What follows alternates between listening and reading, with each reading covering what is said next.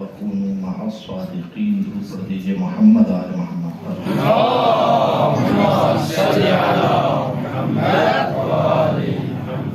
مولوی سامعین، خصوصاً جو سرزمین بلتستان کے طلاب یہاں پر بیٹھے ہوئے ہیں، اور یقین جاننے کی خوشی ہوئی کہ آپ لوگوں نے اپنے لہجے محسوس سنایا جو آپ کا اپنا انداز ہے۔ مجھے یہ روایت یاد آ گئی، اگرچہ کہ آخر میں پڑھنا تھا کہ ہارون مکفوف جب امام جعفر صادق کے پاس آئے تھے تو امام نے کہا کہ شعر پڑھو۔ جب انہوں نے شعر پڑھا تو امام نے کہا انشد کما تنشدون، ایسے پڑھو کہ جیسے تم پڑھتے ہو۔ کوفے کے رہنے والے تھے ہارون مکفوف، اور کوفیوں کا ایک خاص لہجہ تھا، تو خود امام علیہ السلام نے اس چیز کو باقی رکھنے کے اوپر زور دیا جو تمہارا طریقہ کار ہے ہمیں امام حسین علیہ السلام کو بیان کرنے کا، اسے باقی رکھو۔ اسی انداز میں ہمیں بھی سناؤ۔ بلکہ جناب شیخ نثار صاحب نے گزارش کی کہ آپ تشریف لائیں، تو میں نے چونکہ ایام جعفر صادق تھے، سیرت جعفر صادق سلام اللہ علیہ کے مطابق ان سے کہا کہ آپ مجلس رکھیں تو ہم تشریف لائیں گے۔ انہوں نے کہا کہ ٹھیک ہے، پھر آپ مجلس پڑھیں۔ تو یہ اعزاز بھی حاصل ہوا، مجلس میں یہ شرف بھی حاصل ہوا، اور ذکر عبید علیہ السلام اس وقت ہم سب یہاں پر بیٹھے ہوئے ہیں۔ پروردگار عالم میری اور آپ کی توفیقات میں اضافہ فرمائے، اور ہم سب جس مقصد کی خاطر آئے ہیں وہ مقصد، اہم ترین مقصد یہی ہے ہمارا کہ ہم مذہب امام جعفر صادق علیہ السلام کا دفاع کر سکیں۔ پروردگار تجھے واسطہ اس ہستی کا اور آج کے اس شب کا، خدایا ہمیں اپنے اس مقصد میں کامیاب و کامران فرما۔ عزیزو، چند جملے آپ کی خدمت میں، ورنہ بارگاہ علی ابن ابی طالب میں یہ میرا دل سے ارادہ بھی ہے اور قصد بھی یہی ہے، اور میں اسے اس بات پر یقین بھی رکھتا ہوں کہ بارگاہ علی ابن ابی طالب کے اندر کسی کی ضرورت نہیں ہے کہ وہ اپنے علم کا اظہار کر سکے، اور خطیب منبر صدومی کے سامنے میں اور آپ کیا اپنی خطابت دکھائیں گے۔ لہذا یہاں پر انسان جو ہے وہ چند معروضات اگر آپ تک پہنچ جائے تو میں سمجھتا ہوں کہ آج کی اس مجلس کا کچھ حق جو ہے وہ ہم ادا کر سکیں گے۔ موضوع ہمارا امام جعفر صادق علیہ السلام، ایک درود پڑھ دیجئے محمد و آل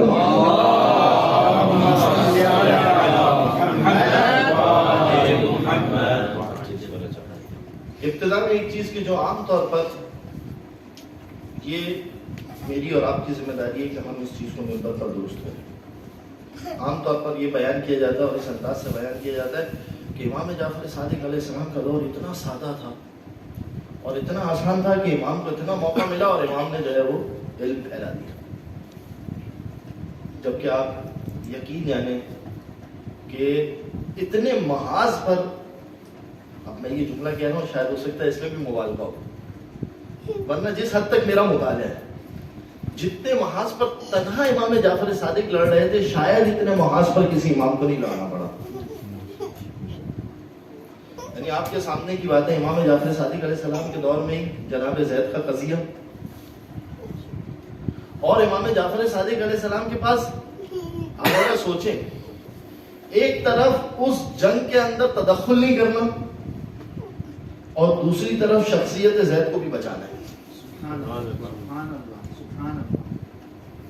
کس طریقے سے یہ کام کیا جائے، یہ خود ایک موضوع ہے، ایک مستقل موضوع ہے۔ اگر اس پر گفتگو کی جائے تو یہ ایک مستقل موضوع ہے کہ امام نے یہ کام کس انداز سے کیا جو آج کے دور کے اعتبار سے ہمارے لیے سب سے زیادہ اہم ہے۔ بعض اوقات ایسا ہوتا ہے کچھ مومنین بہت اچھا کام کر رہے ہوتے ہیں، ہم چاہتے ہیں کہ اس کام کو ترغیب ملے، مگر چونکہ ہم ذاتاً اس میں تدخل نہیں کر سکتے بعض وجوہات کی بنا پر۔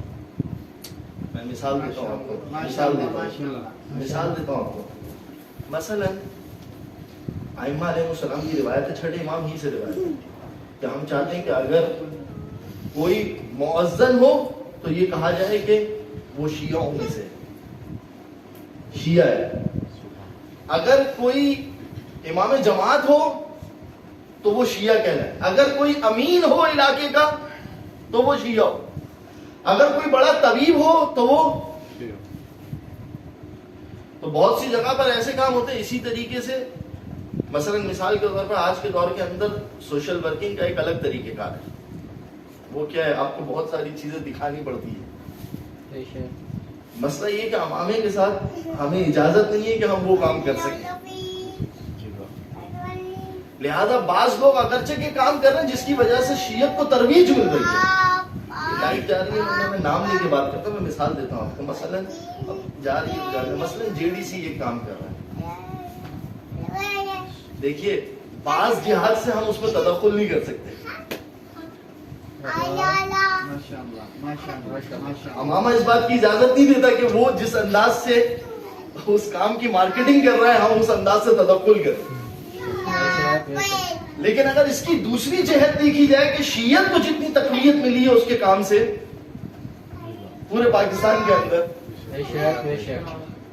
لہٰذا ایک طریقہ کار یہ بھی ہونا چاہیے کہ باطنی ہاتھوں سے اس کی کسی نہ کسی طریقے سے مدد ہو جائے. یہ ایک طریقہ کار ہے.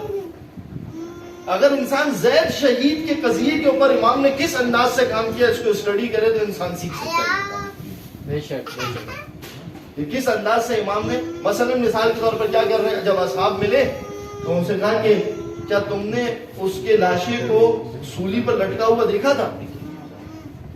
کیا تم نے اس کے لاشے کو سولی پہ لٹکا ہوا دیکھا تھا؟ ایک درود پڑھ دیجیے محمد والے محمد.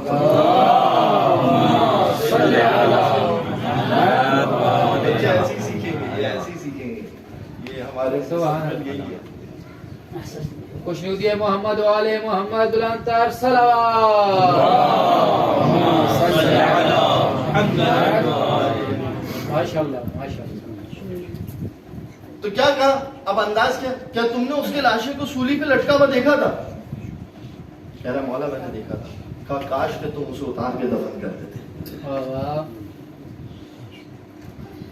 پھر دوسری طرف کیا کہہ رہے, زید کے قضیے کو بیان کرنے کے لیے اپنی خاص محفل کے اندر اس انداز سے گفتگو کر کہ اس نے جو علم اٹھایا تھا اور جو دعویٰ کیا تھا, کیا تھا جناب زید کا دعویٰ؟ رضا من آل محمد. اس کا وہ دعویٰ سچا تھا. اگر وہ کامیاب ہو جاتا تو امر کو ہماری طرف پلٹا دیتا. اس کا وہ دعویٰ سچا تھا. لہذا بعض اعتبار سے امام علیہ السلام نے اب ایک طرف زید کا قضیہ جو ہمارا مورد گفتگو اس پہ آگے بڑھتا چلا ہے. اسی طریقے سے ایک اور قضیہ جو امام کی زندگی کے اندر ہے, اور وہ کس کا ہے؟ نفس زکیہ کا قضیہ. محمد نفس زکیہ کا جو قضیہ ہے وہ بھی چھٹے امام کی زندگی کے اندر ہے. اور اولاد امام حسن علیہ السلام نے جو امام کے اوپر تشنا جو طنز کیا ہے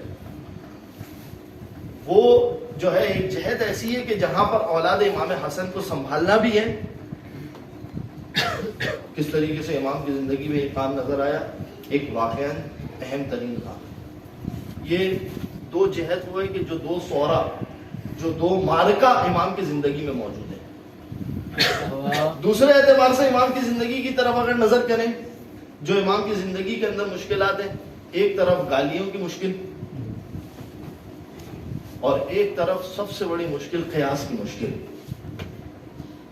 امام ان دو محاذ کے اوپر بھی اپنے طالب علموں کے لیے تربیت مسلسل اپنے طالب علموں کی تربیت کر رہے ہیں کہ دیکھو ان دو محاذ کے اوپر تمہیں کس طریقے سے لڑنا ہے. تیسری طرف جو چھٹے امام کے دور میں ہوا, کیونکہ جب بنو عباس کی حکومت کے اندر جب تحریکیں چلنا شروع ہوئی, توجہ کیجیے گا, اب یہ ایک بہت اہم نقطہ ہے یہاں پر.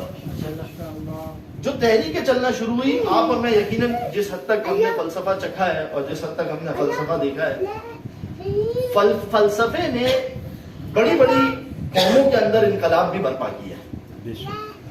اور یہی وجہ ہے کہ فلسفے کا ایک اہم ترین موضوع ہے کہ جس کے اوپر فلسفہ, جس کو میں نے اور آپ نے پڑھا سوفسطائی.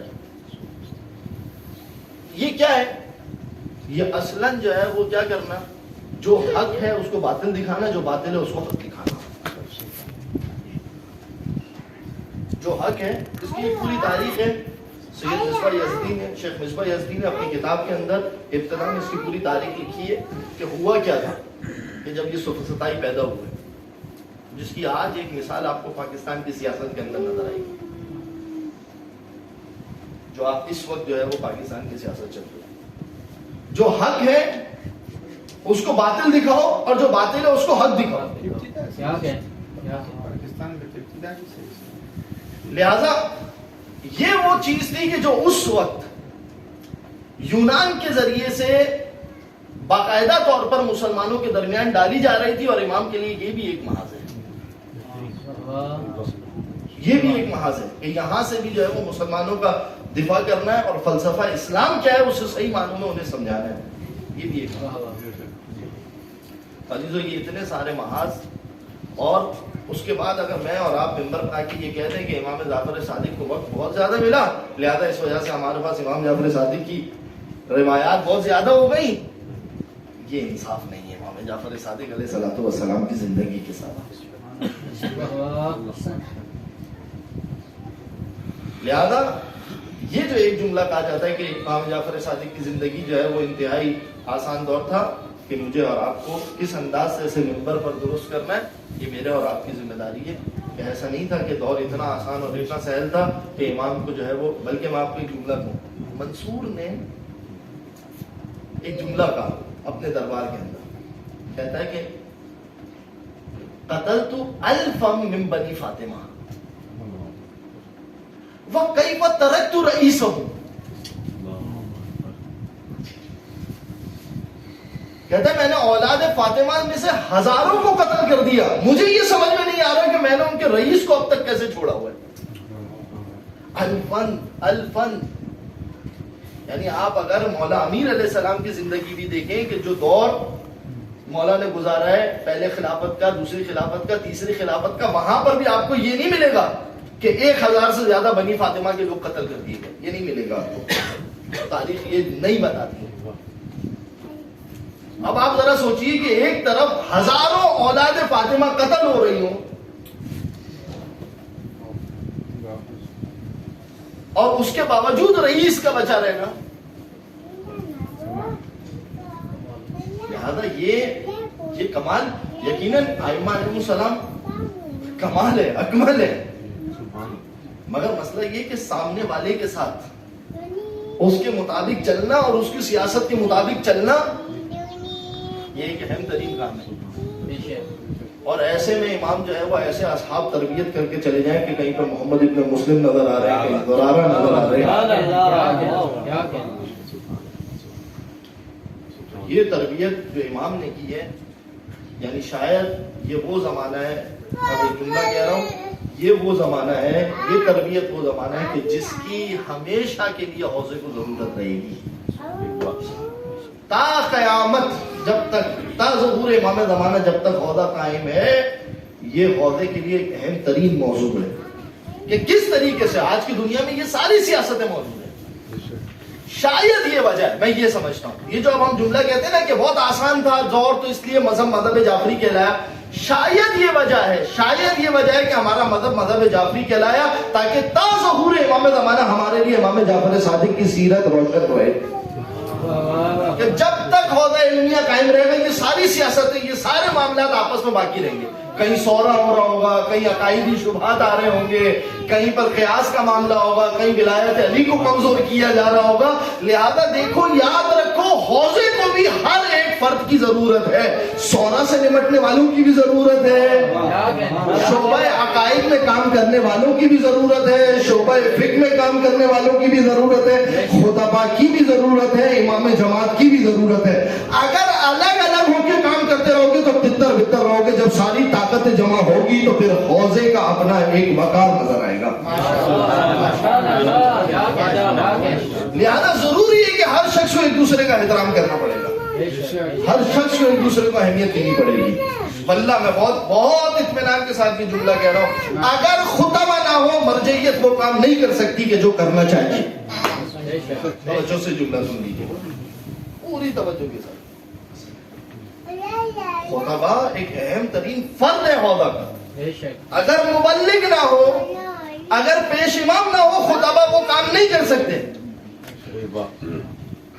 لہذا ہر فرد دوسری جانب کا احترام کرے, ہر فرد. اور جب یہ احترام ملحوظ خاطر رکھا جائے گا تو آپ یقین جانیے کہ پھر ایک الگ فضا ہوگی. بے شک بے شک خطبہ کی اپنی اہمیت ہے، مبلغین کی اپنی اہمیت ہے، مرجعیت کی اپنی اہمیت ہے، درس اجتہاد کی اپنی اہمیت ہے، درس عقائد کی اپنی اہمیت بے ہے۔ شک یہ امام جعفر صادق علیہ السلام کی سیرت کا نمایاں پہلو ہے۔ یاد ہے، یہ آپ کو کافی میں روایتیں مل جائیں گی۔ بعض کو منع کیا تم مناظرہ مت کرنا، اور بعض سے کہا کہ تم واقعی اس کے اہل ہو، بلکہ اہل نہیں ہے۔ ہشام سے مولا نے یہاں تک کہا، ہشام یہ استدلال تم نے کہاں سے کیا؟ ہشام کہتے مولا میرے ذہن میں آ گیا۔ کہا یہ تمہارے ذہن نہیں ہے، واللہ کہ ھذا کلام اللہ و کلام رسول اللہ۔ خدا کی قسم یہ اللہ کا کلام ہے اور یہ رسول خدا کا کلام ہے، یہ تمہارے ذہن کی اختراع نہیں ہے۔ یعنی کیا مطلب؟ توجہ کیجئے گا، میں جملہ یہاں پہ کہنا، یعنی کیا مطلب؟ ہشام تم ہمارے ساتھ بیٹھ کر تمہارے اندر اس طریقے سے ہماری باتیں گل مل گئی ہے کہ اب تمہارے زبان سے جو بات نکلتی بھی ہے تو وہ بات ہماری نکلتی ہے۔ اس طریقے سے ہمارا علم تمہارے خون کے اندر صلاحیت کر گیا ہے۔ نہیں پتا تھا ہشام کو کہ یہ واقعہ مولا کا کلام ہے، کہ مولا یہ میرے ذہن میں ایک بات آ گئی۔ نہیں، یہ تمہارے ذہن کی بات نہیں ہے، یہ وہ چیز ہے کہ جو کیا کہا تھا کائنات کے رسول نے بھی کہا تھا۔ جب حسان ابن ثابت نے اشعار پڑھے تھے حدیث کے اندر تو کیا کہا تھا؟ مؤیداً بروح القدس، مگر ایک قید لگائی تھی، ما دمت علی ھذا الامر، جب تک تم اس امر ولایت پر قائم رہو گے تمہاری تعریف روح القدس کرے گا، دنیا تمہاری مخالفت کرے، تم ولایت علی پر ڈٹ جاؤ، روح القدس تمہاری تعریف کرے گا۔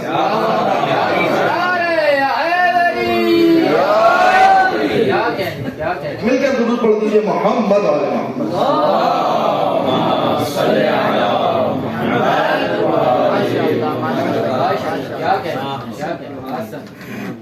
یہ ایک جو ہے وہ اہم پہلو امام کی زندگی ہے، اور پھر اسی کے درمیان آپ ذرا دیکھیے اب اسی دور کے اندر کہ جہاں پر قاضی کون ہے؟ ابن ابی لیلہ، جہاں پر فقیہ کون ہے؟ ابو حنیفہ، اور اسی دور کے اندر امام نے ان دونوں کو خاموش کروایا اور اتنا بہترین قاعدہ دیا، میں کہتا ہوں خدا کی قسم یہ قاعدہ تبرع ہے۔ میں اس سے جملہ کہتا ہوں، میں کہتا ہوں یہ فقہ تبرعی۔ وہ کیا قاعدہ دیا؟ بات کیا ہو رہی ہے؟ اختلاف حدیث کی۔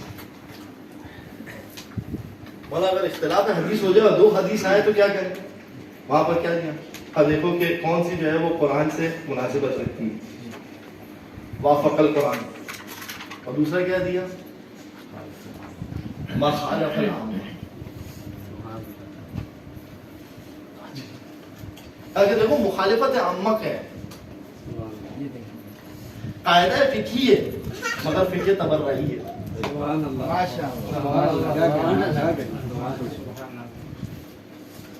یہی وجہ ہے کہ وہ امام حسن عسکری علیہ السلام کی حدیث ہے نا، جہاں پر امام حسن عسکری نے اجتہاد کے مولا جو بتایا کہ ہمارے علماء کون ہیں، تو وہاں پر جو مولا کے جملے ہیں سائرن لنفس ہے، وہاں پر امام نے جملہ کیا کہا؟ مطیع لامر مولا۔ کیا مطلب؟ کیا مطلب مطیع لامر مولا؟ دیکھو کہیں اور سے فقہ نہ لیتا ہو، اپنے مولا کی فقہ کا پابند ہو۔ مطیع لامر مولا فللعوام ان یقلدوا، جو اپنے مولا کی فقہ کا پابند ہے، اپنے مولا کے مذہب کا، اس کے راستے کا پابند ہے، فللعوام ان یقلدوا، عوام کو چاہیے کہ اس کی تقلید کرے۔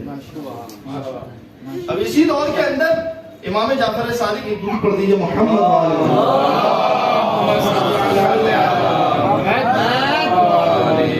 یہ جو قاعدہ جو امام دے رہے ہیں مخالف العامہ، وہ چیز کہ جو عامہ کے مخالفت میں ہے، یہ جو قاعدہ دے رہے ہیں اس کی دو وجہ، توجہ کیجیے گا، یہ امام نے خود اس کی دونوں وجہ بتائی، اور دو وجہ کیا ہے اس کی؟ ایک وجہ ہے اس کی کہ دیکھو اصحاب کا مجمع بیٹھنے میں وہاں پر امام نے روایت کو پیش کیا، کہ ایک وجہ ہے اس کی کہ جو دین علی ابن ابی طالب تھا، ان کی ہمیشہ سے کوشش یہ رہی کہ دین کی بنیاد رکھے مخالفت علی ابن ابی طالب پر۔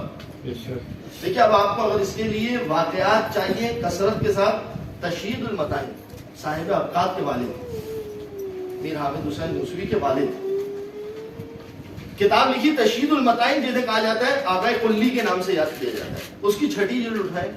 6ٹھی جلد کے اندر انہوں نے سارے کے سارے وہ واقعات بیان کیے. 6ٹھی جلد کے اندر سارے کے سارے وہ واقعات بیان کیے کہ جس میں وہ ساری کی ساری چیزیں بیان کی گئی ہیں کہ جس کی بنیاد صرف اور صرف مخالفت علی ابن ابی طالب پر رکھی گئی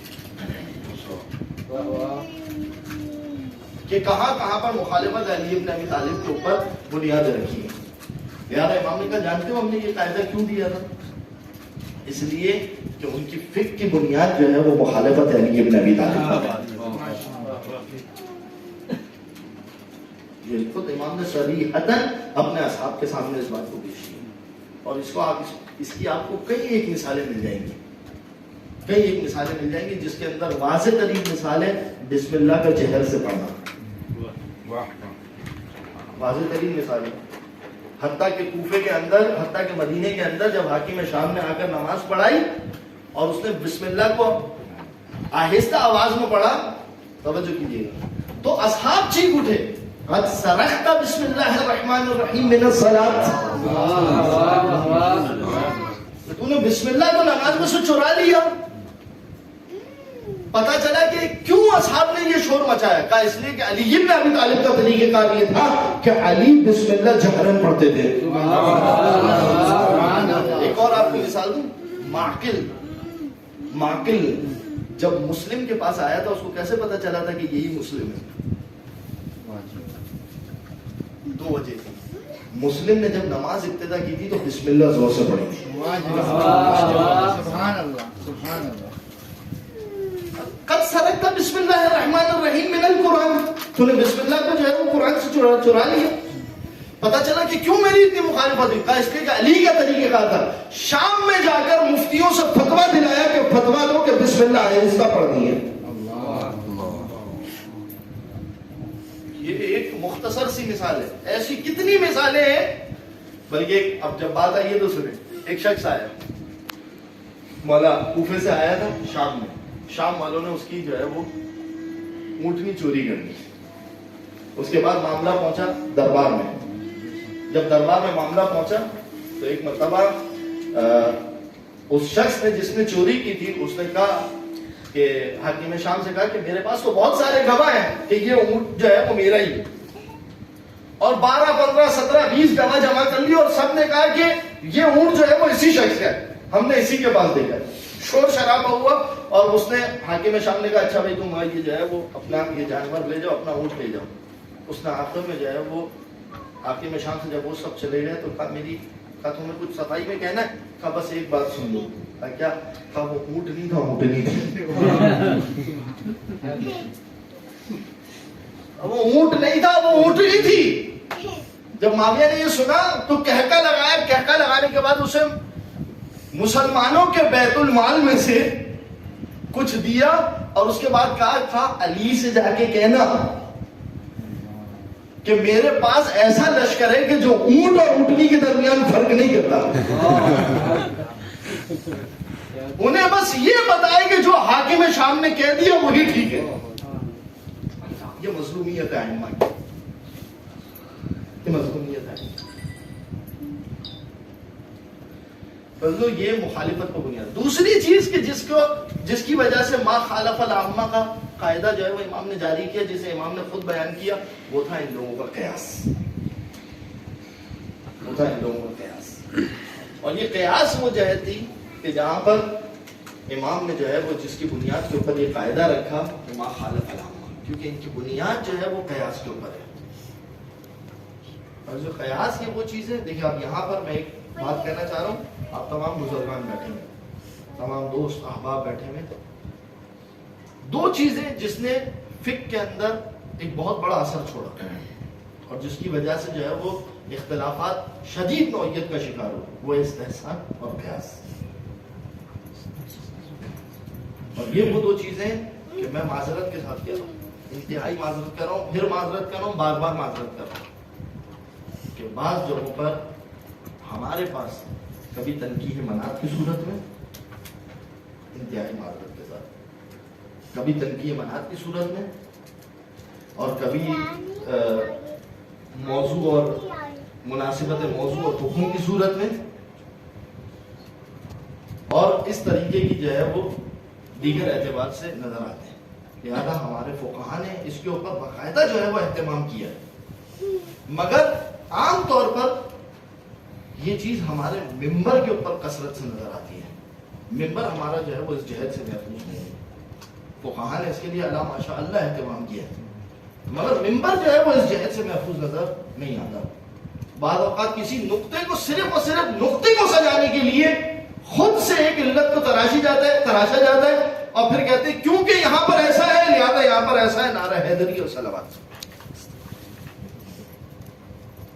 یہ ایک ایسا خطرناک نقطہ ہے کہ جس کے اوپر خطبہ کو جو بھی ممبر پر جائے ضرور جو ہے وہ اس نقطے کے اوپر کام کرنے کی ضرورت ہے کہ کہیں ایسا نہ ہو کہ کوئی ایسا نقطہ ہو کہ جسے ہم سمجھیں کہ یہی علت ہے، اس کے اوپر دائرہ مدار کر کے اور دوسری چیز کو جو ہے وہ امامت کے لیے اور دیگر چیزوں کے لیے ثابت کیا جائے۔ لہٰذا یہ دو چیزیں ہوئے، بس آپ کی خدمت میں ایک ابو حنیفہ کے ساتھ جو امام کا مکالمہ ہوا وہ آپ کی خدمت میں پیش کر کے اور اس کے بعد آپ سے رخصت ہوں۔ درود پڑھ دیجیے محمد و آل محمد پر۔ اللہم صلی علی محمد و آل محمد۔ کئی ایک مکالمے اس میں جو ہے وہ امام کا ایک مکالمہ اور ایک مناظرہ جو ابو حنیفہ کے ساتھ ہوا، اس میں جو ہے وہ امام نے اس سے مختلف سوالات کیے۔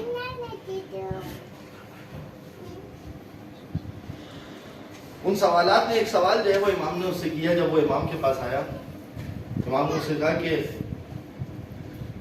کیا تجھے یہ پتا ہے کہ اخبرنی عن کلمۃ اولها کفر وآخرها ایمان، کہ مجھے ایک ایسے کلمے کے بارے میں بتا کہ جس کا ابتدا جو ہے وہ کفر ہے اور جس کا اختتام جو ہے وہ ایمان ہے۔ یہ بسیط سوال ہے، کیوں؟ کیونکہ ابو حنیفہ نے منصور کے کہنے کے اوپر 40 سوالات مرتب کیے تھے، اور جب 40 سوال، اب یہ بھی ہمارے فقہ کا ایک خاصہ تھا جو آپ کو مختلف الشیعہ اور کتاب الخلاف کے اندر علامہ ہلی اور شیخ طوسی کے اندر نظر آئے گا، جو آج مال اسف جو ہے وہ ایک حد تک مفقود ہو چکا ہے، جو ہمارے شیعہ فقہا کا خاصہ تھا۔ کیا تھا؟ جب ابو حنیفہ نے 40 سوال مرتب کیے، منصور کا دربار ہے، امام نے ایک ایک کر کے سارے سوالات کے جوابات دیے، تو اس کے بعد جو ہے وہ منصور امام جب جواب دیتے تو کس طرح سے جواب دیتے تھے؟ تو امام فرماتے تھے کہ قال اہل المدینہ کذا وانتم تقولون کذا ونحن نقول کذا۔ جب اس طریقے سے جواب دیے، یہ ان کے پاس ایک معیار تھا شروع سے، تو 40 کے 40 سوالات کے جب امام نے جواب دیے تو اس کے بعد ابو حنیفہ نے کیا یہ جملہ کہا، کیا ہمارے یہاں پر یہ قاعدہ نہیں ہے اعلم الناس اعلمهم باختلافهم، کیا لوگوں میں سب سے زیادہ عالم وہ نہیں ہوتا کہ جو سب سے زیادہ جانتا ہے کہ ان کے فتاوا کے درمیان کیا اختلاف ہے؟ اور دیکھو جعفر ابن محمد نے اسی انداز سے سارے کے سارے جوابات دیے۔ جب یہ مکالمہ ہو گیا، جب یہ مناظرہ ہو گیا، اس کے بعد امام کو کھل کے موقع ملا، کیونکہ اب اس نے سوالات پیش کر دیے تھے۔ اب جہاں بھی امام کی اس سے ملاقات ہوتی تھی، امام اس کے سامنے کوئی نہ کوئی سوال رکھ دیتے تھے۔ امام نے اس سے یہ سوال کر دیا، ایک مرتبہ جب ملاقات ہوئی تو امام نے یہ سوال کر دیا، کیا اس کلمے کے بارے میں جانتے ہو کہ اولھا کفر و آخرھا ایمان؟ سوچنے کے بعد کہتا ہے کہ میں نہیں جانتا۔ امام نے کہا بہت آسان ہے، لا الہ الا اللہ، اولھا کفر و آخرھا ایمان، یعنی چھوٹی چھوٹی چیزوں کے اوپر۔ بلکہ ایک بہت لطیف روایت ہے، امام نے ایک مرتبہ سوال کیا کہ ما تقول فی محرم کسر رباعیت الذبیح، کسر رباعیت الذبیح، تم اس احرام والے شخص کے بارے میں کیا کہو گے کہ جو ذبیح کے، جو ہرن کے چار آگے کے 4 دانتوں کو توڑ دے، تو اس کے بارے میں کیا حکم ہے؟ اب اس نے کہا کہ لا عالم، میں نہیں جانتا۔ یہ امام نے پتہ ہے سوال کیا کیا تھا، یہ معذرت کے ساتھ تھوڑی سی تمہید، یہ امام نے سوال کیا تھا سالبہ بے انتفاع موضوع کا، سمجھ لیجیے اصل میں آپ سے کہوں میں آپ سے کہوں یہ پانی ہے محمد صلوات اللهم صل على محمد وآل محمد. میں آپ سے کہوں کہ یہ بتائیے کہ اس گلاس میں جو پانی ہے اسے پینے کا کیا حکم ہے؟ آپ کہیں موبائل، میں کہوں پانی نہیں، اس میں تو پانی ہی نہیں۔ امام نے سوال کیا، ایک درود پڑھ دیجیے محمد والے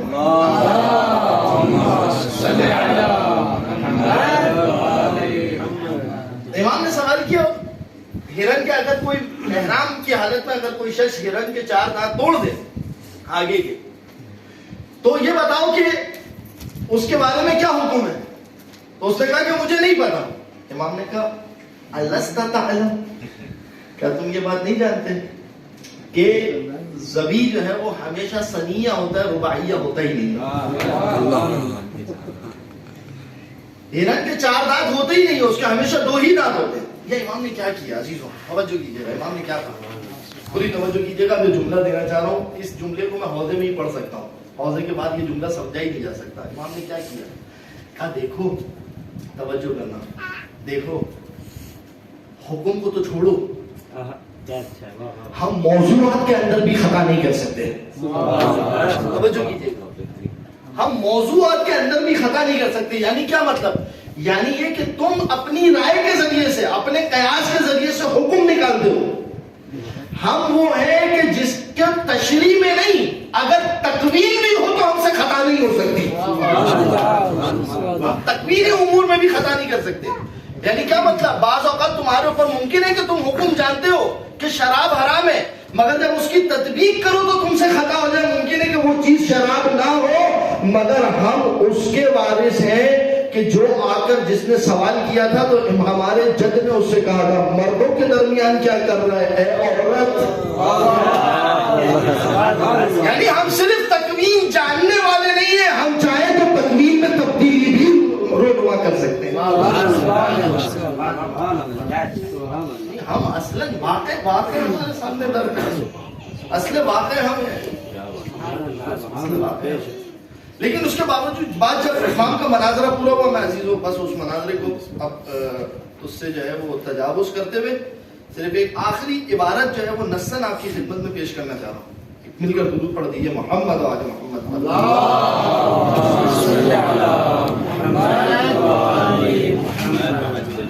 جب یہ سارا مناظرہ چلتا رہا تو اس کے بعد آخر میں آ کر جو ہے وہ امام نے اس سے کہا کہ کئی ساری باتیں پوچھنے کے بعد آخر میں اس نے کہا کہ مولا میں آج کے بعد یہ کام نہیں کروں گا۔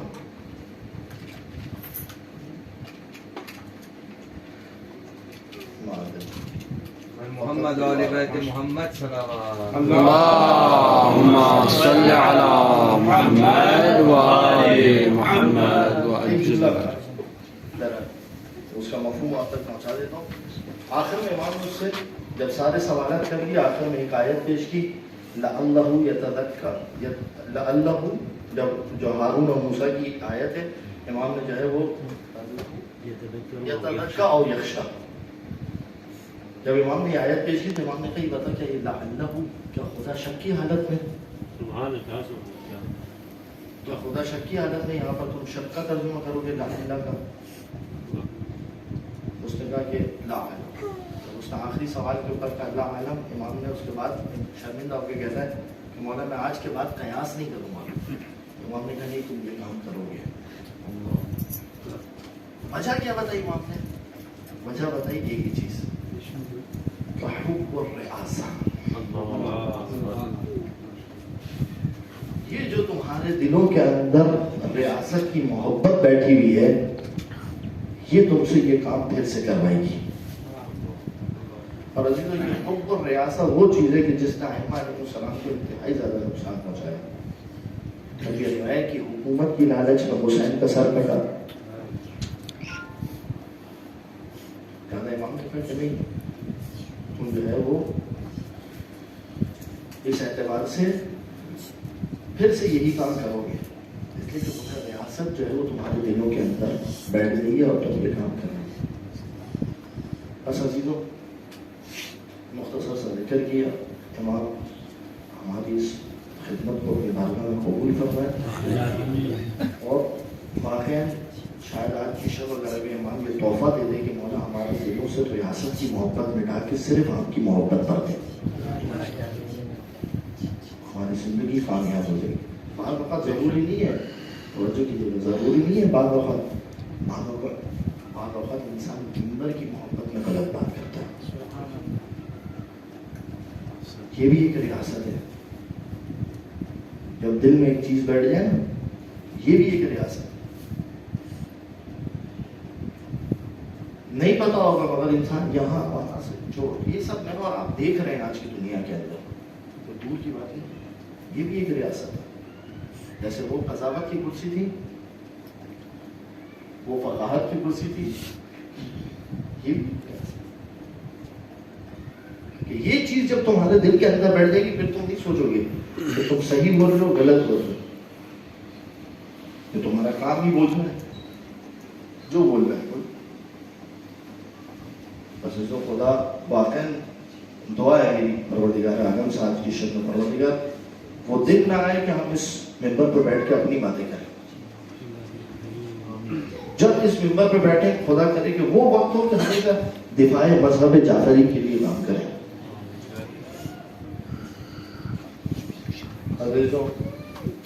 انہی تمام چیزوں کے اندر ایک چیز وہ ہے کہ جو امام جعفر صادق علیہ السلام کو آگے پہنچانی ہے, اور وہ کیا ہے؟ وہ ہے غم امام حسین علیہ السلام, جسے امام نے زندہ کیا. ہارون مکفوف کا میں نے آپ کی خدمت میں بتایا, کوفے سے آیا ملنے کے لیے. امام کو پتا چلا کہ شیر کہتا ہے کہ ہارون شیر کہو, اور کس انداز سے پردہ دلوایا, مستورات کو پیچھے بٹھایا, گریے کی آواز زور زور سے بلند ہوئی. ایک روایت کے اندر اس طریقے سے کہ کسی خاتون نے گھر سے چھوٹا بچہ لا کے امام کی گود میں رکھ دیا. میں کہتا ہوں شاید یہ پہلی شبی بنی ہے علی اصغر کی. امام اس بچے کو دیکھتے جاتے تھے اور روتے جاتے تھے. کس انداز سے امام حسین علیہ السلام, کہیں پر امام کیا کہہ رہے ہیں, کل جذع مقروح,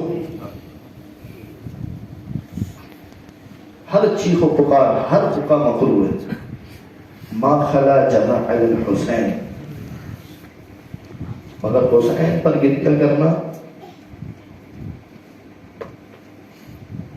کبھی کس انداز سے بیان کر رہے ہیں امام حسین علیہ السلام کی مصیبت کو, کبھی اس انداز سے بیان کر رہے ہیں اکل الدین حرام, مٹی کا کھانا حرام ہے اور سخت کر لیں, مثل الدم ولحم الخنزیر وما احل لغیر اللہ, مٹی کا کھانا ایسے حرام ہے جیسے خنزیر کھانا حرام ہے, مگر پھر کیا کہہ رہے ہیں, الا دین قبر الحسین, مگر یہ کہ حسین کی قبر کی مٹی. مختلف انداز میں یہ کیا ہے, یہ تکامل روحی ہے. حسین پر گریہ کرنا, دیکھیں امام کوئی عبث کام نہیں کرتا, حسین پر گریہ کرنا عبث نہیں ہے, خدا را. یہ سوچ بعض حوصلے فکر لوگوں کے ذہن میں آ جاتی ہے بعض اوقات, کیا مجلس کے اندر بیٹھ کر ٹائم ضائع کرنا ہے, یہ کتاب پڑھ لو, وہ کتاب پڑھ لو. عزیز و معذرت ہاتھ جوڑ کے یہ جملہ کہہ رہا ہوں, اگر یہ کام عبث ہوگا محمد باقر یہ کام نہیں کرتے, جعفر صادق یہ کام نہیں کرتے, 40 برس سجاد رو کے نہیں گزارتے اگر یہ کام عبث ہو. تکامل روحی ہے, یہ انسان کا کمال ہے کہ دیکھو تاز خون امام زمانہ, اگر تمہیں کوئی چیز صبر دے سکتی ہے تو وہ ہے حسین پر گریہ کرنا. اپنی روح کو, اپنے صبر کو حسین پر گریہ کر کے کمال پر پہنچاؤ. اجرکم علی الزہرا, عزیزوں یہ روایت بھی ملتی ہے, کافی میں آدھی روایت موجود ہے باب مولد امام جعفر صادق میں. باقی دعوت الثاقب و دیگر کتابوں میں تمام تر روایت موجود ہے. ایک مرتبہ امام کھڑے ہوئے, منصور نے کہا کہ جاؤ اور جانے کے بعد امام کے گھر پر حملہ کرو, ساری کی ساری چیزیں اٹھاؤ, لوٹ لو, گھر جلا دو. گھر جلا دیا گیا, سامان لوٹ لیا گیا. اگلے دن امام کے کچھ اصحاب جب وہاں سے گزرے تو دیکھا امام گھر کے باہر بیٹھے ہوئے رو رہے. صحابی نے عجیب انداز سے سوال کیا, کہا مولا کیا آپ اس مال کے لٹ جانے پر رو رہے ہیں؟ مولا یعنی وہ یہ کہنا چاہ رہا تھا, مولا ہم نے تو آپ کو دیکھا جب اسماعیل آپ کا فرزند اس دنیا سے چلا گیا تھا, اگلے دن آپ نے لوگوں کو کھانا کھلایا تھا, مہمان نوازی کی تھی, مولا آپ اس مال کے لٹ جانے کے اوپر رو رہے ہیں. ایک مرتبہ امام نے گریا کر کے کہا نہیں میں اس مال کے لٹ جانے پر نہیں رو رہا. مولا پھر آپ کس چیز پر گریا کر رہے ہیں؟ ارے جب میں نے دیکھا میرے گھر میں آگ لگی, میرے گھر میں جب یہ لوگ داخل ہوئے, سامان کو لوٹنا شروع کیا تو چھوٹے چھوٹے بچے اب میرے پاس جمع ہو گئے. ارے میں تو موجود تھا ان کو سنبھالنے کے لیے, میں نے سارے بچوں کو اپنی آبا کے دامن کے اندر سمیٹ لیا, مگر مجھے شام غریبہ کا وہ منظر یاد آیا جب آنا خیموں میں گھسے داخل ہوئے تھے. ارے وہ جلتے ہوئے خیمے, وہاں تو نہ حسین تھے نہ عباس, نہ اکبر تھے نہ قاسم. ارے وہ بچے کس سے سہارا لیتے؟ وہ حسین کی بہن زینب. اجرکم علی الظہر, اجرکم علی الظہر, اجرکم علی الظہر. عزیزو اس انداز سے حسین پر گریا پہنچا ہے کہ وہ بچے کہ جو حسین کے ساتھ تھے انہوں نے کس کا سہارا لیا. بس عزیزو ایک وہ وقت آیا, میں نے کہا تھا دور آسان نہیں ہے, جا کر دیکھیے تاریخ کی کتابوں کے اندر. عزیزو ایک باغیرت شخص کا ایک مرتبہ بھی, توجہ کیجئے گا, باغیرت شخص ہے نا عمامہ پہن کے, پوری توجہ کرنا, مسائل کے اس تصور کو ذہن میں رکھنا. عمامہ پہن کر میں معاشرے کا ایک عزت دار شخص ہوں اور مجھے ہتھکڑی ڈال کر اگر جیل میں بلایا جائے نا, خدا کی قسم مرنے کے لیے کافی ہے. تاریخ کہتی ہے 22 مرتبہ میرے مولا کو قاضی کے سامنے پیش کیا گیا. 22 مرتبہ امام جعفر صادق علیہ السلام کو مختلف انداز سے پیش کیا جاتا تھا دربار میں. میں ایک جملہ کہوں گا, مولا جب بھی آپ دربار جاتے ہوں گے آپ کو ایک منظر یاد آتا ہوگا,